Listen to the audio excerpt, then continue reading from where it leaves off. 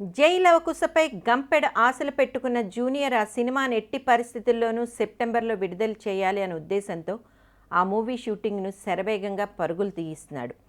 తనకు గత ఏడాది బ్లాక్ బస్టర్ హిట్ ఇచ్చిన జనతా గ్యారేజ్ సెంటిమెంట్తో రాబోతున్న సెప్టెంబర్ నెలను ఎంచుకున్నాడు జూనియర్. ఇప్పుడు ఇలా ఉండగా ఈ మూవీ ఫస్ట్ లుక్ టీజర్కు రంజాన్ సెంటిమెంట్ వెంటాడుతోంది అన్న వార్తలు వస్తున్నాయి.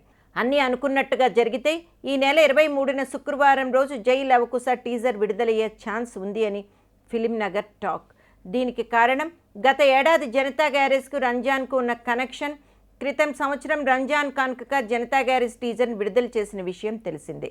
ఆ తర్వాత ఆ సినిమా బ్లాక్ బస్టర్ హిట్ అయింది. ఆ సెంటిమెంట్తోనే ఈ ఏడాది కూడా రంజాన్ టైంకు తన కొత్త సినిమా టీజర్ని విడుదల చేయాలని అనుకుంటున్నాడట ఎన్టీఆర్. ఈ మధ్యనే జై లవకుశ సినిమాకి సంబంధించిన ఫస్ట్ లుక్ పోస్టర్ని ఈ మూవీలో విలన్గా కనిపించిన జై క్యారెక్టర్ ఫస్ట్ లుక్తో విడుదల చేసినట్లుగా ఇప్పుడు ఈ టీజర్ కోసం కూడా జై క్యారెక్టర్నే సెలెక్ట్ చేసుకుంటున్నట్టుగా తెలుస్తోంది. ఈ పాత్రకు సంబంధించి ఇప్పటికే హైదరాబాద్ బూత్ బంగ్లా జైల్ సెట్లో కొన్ని సన్నివేశాలు పిక్చరైజ్ చేశారు. ఆ సన్నివేశాల్లో కొన్నింటిని ఎంపిక చేసి ఈ టీజర్లో చూపించబోతున్నట్లు వార్తలు వస్తున్నాయి.